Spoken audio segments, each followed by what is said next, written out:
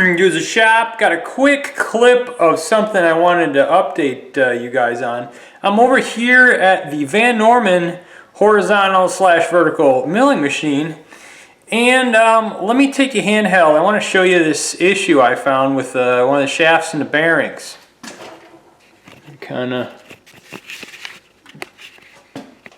Okay, the overview is this. This is the head side that swivels from horizontal to vertical. Right now it's set up in horizontal milling mode with the arbor and the overarm, So the motor up top drives this, back up without tripping, pulley. And this is the transmission gears. There's like 1, 2, 3, 6 gears, whatever, I don't know. Now the deal is this. That's the input. Of course, the output is, you know, the milling head on the other side. But this shaft basically goes to the milling head. This is like a bracket for coolant line or something.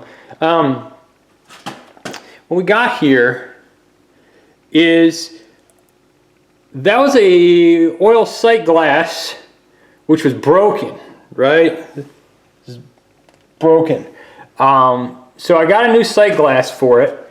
And what the thing here is a hand wheel, is a chrome smooth hand wheel, so you could jog the transmission while you're shifting the gears, right? Shifting the levers.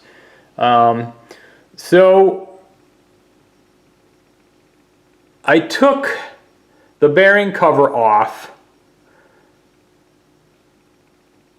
I wanted to check the seal. It looked like it was weeping, and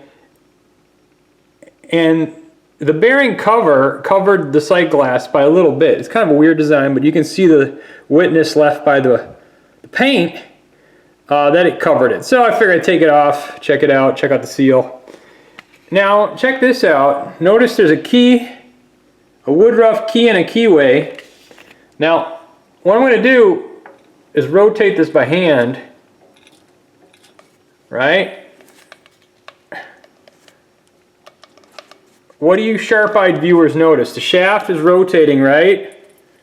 The bearing is not. What the hey? Isn't that weird? So what I've done is I got the channel locks, and I got in there, you know, on the bearing race. Hold on, let me get poised on it there. And you know, I can move it a little bit. See how I can move it? But what happened, this mill sat unused for at least 20 years, maybe more. And I've run this thing just a couple minutes because I knew the oil was, I mean, there is a little bit of oil in the bottom, maybe an inch, and the gears do get wet. But I've only run it in, plugged it in and run it for, you know, a minute. But what's going on is somehow that bearing locked up, and I've been feeling around with this pick, right? And there's rust in the ball race, inner and outer. I mean, there's rust in there, surface rust, but rust nevertheless. So that bearing is shot. It needs to come out. So, and I think I'm going to try to, I think there's only like not even a thou of clearance in there. I mean,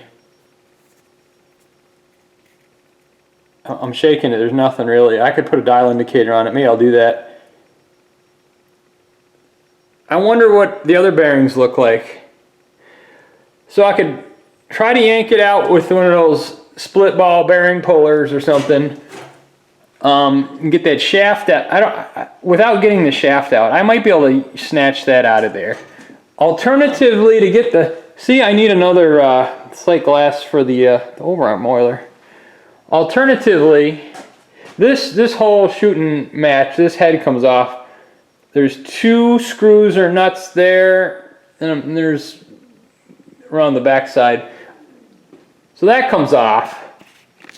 And, you know, I could yank the shaft out because the bevel gears are behind that, the whole head, da-da-da-da. So anyways, didn't mean to make this a long video. Just kind of wanted to show you that bearing and the craziness that you find in old machinery. I don't know what I'm going to do. It wouldn't be that hard to replace. The stuff is dirty. Like this stuff here, I needs a good scrape with a like a putty knife, palette knife. The ways aren't too bad. It's still got the flaking on it. It's just dirty. And this thing has just been dried dirt for like, look at this stuff. It's just chips, and I think this machine had coolant on it. And it's just filthy. But it's dry, and this could all be scraped off with a palette knife or a putty scraper fairly easily. It'd just take a bunch of hours to do, but get in a good Saturday weekend, you can do it. I don't know if I'm going to sell this machine. I'd like not to sell it because there is no backlash in these gears. The whole transmission, everything is like super ace condition. So 50 taper. I've got the Girosin mill. I mean, I've got so many machines here in the shop, the Gorton and the headless Bridgeport, and just I got so many machines. Not sure what I want to do with this, but the reason I like this machine, it's not a high horsepower machine, but it's 50 taper, and that's one big honkin' taper. Can sleeve it down to 40 or an MTB40, or I could get a ER40 adapter for the smaller collets or Morse taper, anything. Cool machine, heavy machine. So I don't know what I'm going to do. It would probably be good to snatch that shaft out of there. That way I can inspect stuff. But that's all I wanted to show you guys. A quick thing of, you know, what I ran into with this silly bearing situation. I still need to get the carriage put on the Hendy and the tailstock put on the Hendy. That's important. I've been making a little progress with the Gorton power feed box, so I'll bring you some more updates on that. But for now, the stuff you find in old machinery. All right, have a good evening from Doozer Shop.